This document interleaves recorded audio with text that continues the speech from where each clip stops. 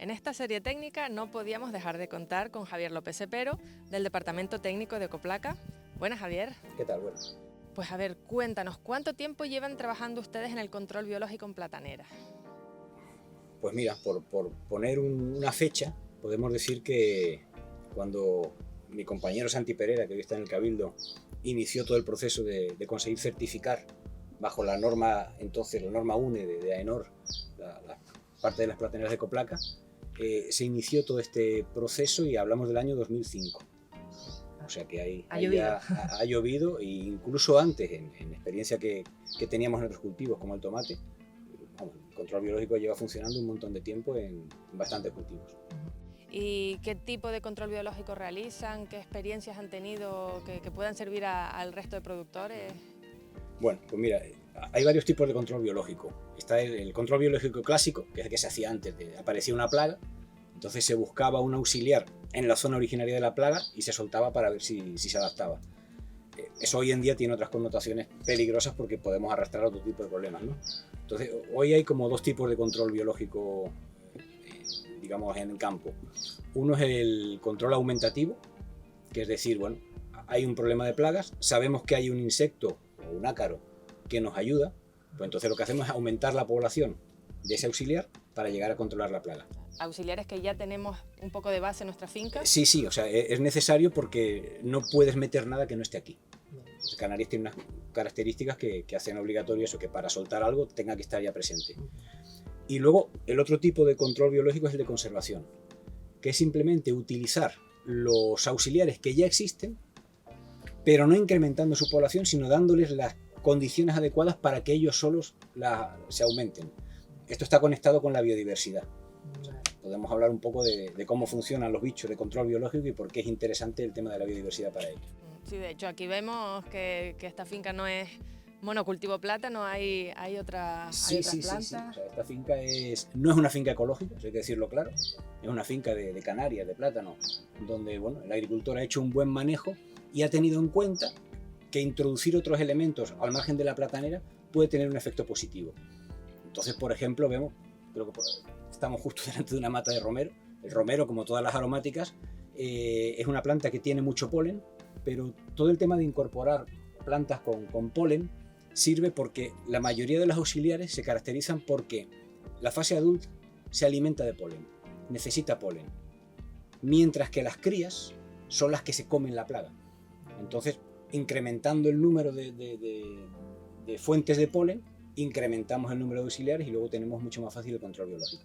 Bien, entonces animamos a todos estos productores a incrementar la biodiversidad de sus fincas, a incorporar plantas que atraigan y que sirvan de refugio. Totalmente, de hecho hay ya mucha experiencia. Yo vi recientemente en uno de los programas de la serie técnica hablando a Mónica González de Agrobio, que lleva ya un larguísimo recorrido en todo esto, y comentó la importancia de incrementar la biodiversidad, pero con las plantas adecuadas. O sea, no es lo mismo lo que ellos han hecho en Almería, por ejemplo, o con el tomate invernadero, que lo que están haciendo aquí en combinación con el ICIA en platanera, ¿no? Entonces, siempre es interesante dejarse asesorar por alguien que controle el tema, pero sí, no cabe duda de que incrementar la biodiversidad en las fincas es básico. Digamos que las cosas hay que hacerlas bien, o sea, si ponemos un seto hay que tener en cuenta lo que hemos dicho, especies adecuadas, con un riego adecuado. A veces no es necesario incrementar el riego, pero simplemente a veces un pequeño lateral de riego sirve. Y luego hay una cosa que hay que tener en cuenta, que es un problema, vamos a decir, administrativo. Por un lado, Europa nos está diciendo que hay que incrementar la biodiversidad. Tenemos las estrategias de la granja a la mesa, la propia estrategia de biodiversidad, donde anima a todos los agricultores europeos a incrementar la biodiversidad. Pero luego, por otro lado, nos encontramos con la normativa, vamos a decir, de ayuda al plátano, donde cualquier agricultor que sin quitar una mata de plátano se le ocurra poner un seto de alguna especie productiva, le van a restar esa superficie para la ayuda. A veces es una pequeña superficie y no pasa nada, pero bueno, a lo mejor uno tiene plantado un seto, vamos a decir, de café, no para ganar dinero con el café, pero sí porque el café es un buen complemento para la platanera, desde el punto de vista de la biodiversidad, o a lo mejor una fila de cítricos, por ejemplo, ¿no? Pues ocurre que si tiene una inspección, le quitan, aunque no haya sacrificado platanera para poner ese seto, le quitan la ayuda correspondiente. Yo creo que eso es totalmente absurdo y eso hay que trabajar para cambiarlo. Todas estas plantas complementarias que se ponen, sabemos que que tienen la función de complementar el sistema, de aportar biodiversidad, por ejemplo, como fuente de polen, como hemos dicho, para atraer auxiliares. Pero no necesariamente, o sea, también podemos tener un seto que sirva de refugio a las aves.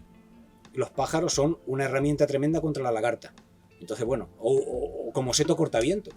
Hay zonas de mucho viento donde en lugar de hacer un muro de bloques se puede poner un seto vegetal. Entonces, siempre hay que tener en cuenta esta consideración de que muchas veces la administración pone por delante la normativa de ayudas a la normativa de una agronomía bien hecha. Ahí, como Asprocan, yo creo que tenemos que trabajar duro a nivel administración para que las dos vertientes vayan de la mano y lo que se nos exige vaya en consonancia con lo que sea una cosa lógica. O sea, no se trata tampoco de tener media finca plantada de café o de papaya, pero sí el permitir que haya este tipo de infraestructura sin que suponga un perjuicio económico para el agricultor. El futuro, o es el presente, el control biológico. ¿Cómo ves de cara a los próximos años? La forma de manejar las plagas en la finca.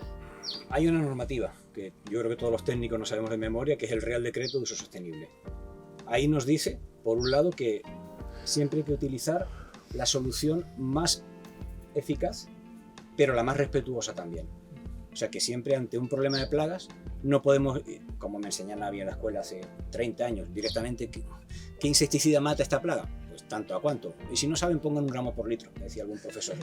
Entonces, bueno, hoy en día la agronomía, el control de plagas, la fitopatología no va así. Hoy en día sabemos que primero tenemos que trabajar con métodos culturales, métodos de manejo.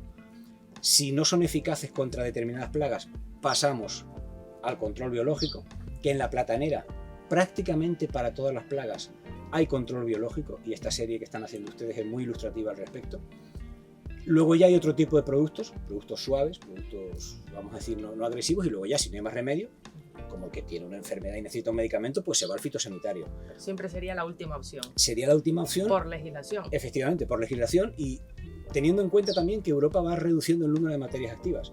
Y eso hace que sustancias activas que eran sota, caballo y rey hace un tiempo, hoy en día no existan. Y bastantes de las que están hoy en curso también van a desaparecer.